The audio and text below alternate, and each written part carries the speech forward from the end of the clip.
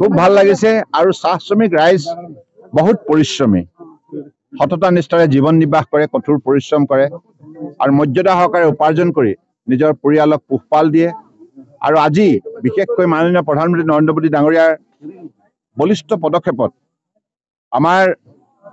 অসমৰ অন্যান্য জাতি জনগোষ্ঠীৰ লগতে চাহ শ্ৰমিক ৰাইজেও আগবাঢ়ি যোৱাৰ ক্ষেত্ৰত যিখিনি চৰকাৰী সুবিধা লাভ কৰিছে আৰু যিখিনি সুবিধা মাননীয় প্ৰধানমন্ত্ৰী ডাঙৰীয়াই প্ৰদান কৰিছে বিভিন্ন আঁচনিৰ যোগেদি ইয়াৰ বাবে আমি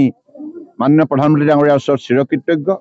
আৰু আপোনালোকে সকলোৱে জানে এতিয়া চাহ শ্ৰমিক ৰাইজৰ আৰু উঠি অহা ল'ৰা ছোৱালীবিলাকে খুব ভালদৰে পঢ়া শুনা কৰিছে তেখেতসকলৰ যোগ্যতা দক্ষতা প্ৰদৰ্শন কৰিছে আৰু তেখেতসকলে উল্লেখযোগ্য সফলতা বটুলি প্ৰশাসনিক ভাল বিষয়া হিচাপে প্ৰতিষ্ঠা লাভ কৰিছে আৰু ক্ষুদ্ৰ উদ্যোগ প্ৰতিষ্ঠা কৰিবলৈ সক্ষম হৈছে আৰু দক্ষতা বিকাশৰ ক্ষেত্ৰতো আগ্ৰতৰ ভূমিকা পালন কৰিছে গতিকে মই ভাবোঁ যে যিটো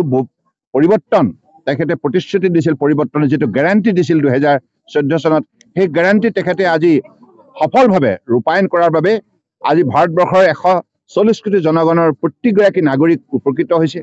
সামাজিক নিৰাপত্তা তেখেতে সঠিকভাৱে প্ৰদান কৰিছে কাৰণ সামাজিক নিৰাপত্তা মানে সমাজ এখনত এগৰাকী নাগৰিকে সন্মান সহকাৰে জীয়াই থকা মুক্ত মনে তেখেতে কাম কৰাৰ যিটো পৰিৱেশ লাগে সেই পৰিৱেশ আজি মাননীয় প্ৰধানমন্ত্ৰী ডাঙৰীয়াই গোটেই ভাৰতবৰ্ষত প্ৰদান কৰাত সফলতা অৰ্জন কৰিছে তেখেতে লোৱা বলিষ্ঠ পদক্ষেপসমূহ আজি তেখেতে সুশাসন ব্যৱস্থা প্ৰতিষ্ঠা কৰিছে সেৱা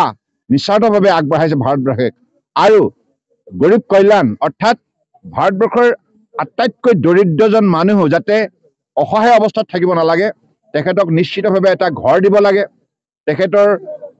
মানে দুবেলা দুমুঠি নিশ্চিতভাৱে তেখেতক অন্ন যোগান ধৰিব লাগে যিটো কাম মাননীয় প্ৰধানমন্ত্ৰী ডাঙৰীয়াই কৈছে তেখেতৰ স্বাস্থ্যৰ যত্ন ল'ব লাগে আয়ুষ্মান ভাৰতৰ যোগেদি কৰিছে আৰু তেখেতক পোহৰ দিব লাগে বিজুলী প্ৰদান কৰিছে আৰু তেখেতসকলে এটা স্বাস্থ্যকৰ পৰিৱেশত ৰন্ধন প্ৰণালীৰ ক্ষেত্ৰতো আগবাঢ়ি যাব পৰাকৈ উজ্জ্বলাৰ যোগেদি গেছ প্ৰদান কৰিছে গতিকে এনেধৰণে বিভিন্ন ইঞ্চুৰেঞ্চ কাৰ্যসূচীৰ যোগেদিও সকলোকে জীৱন বীমা সম্ভৱ কৰি তুলিছে বেংকৰ একাউণ্ট প্ৰদান কৰি পেলাই তেখেতসকলৰ নামত প্ৰস্তুত কৰা আঁচনিৰ ধন শতকৰা 100%ৰে তেখেতসকলে একাউণ্টত জমা কৰাৰ বাবে যিটো সুন্দৰ সুশাসনৰ ব্যৱস্থা প্ৰৱৰ্তন কৰিছে গতিকে মই ভাবোঁ যে মাননীয় প্ৰধানমন্ত্ৰী ডাঙৰীয়াই তেখেতৰ 9.5 বছৰ কাৰ্যকালত যিমানবিলাক উল্লেখযোগ্য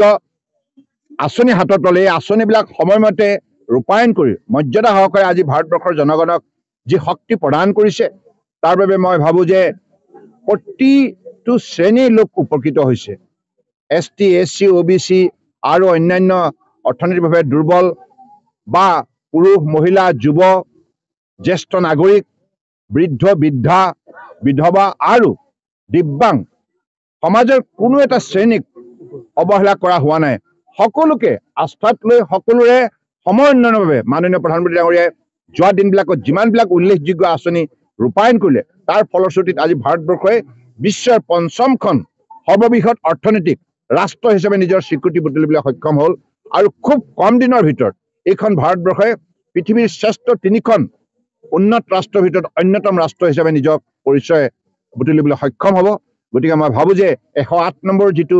এপিছড মন কী বাত এই মন কী বাতৰ যোগেদি আজি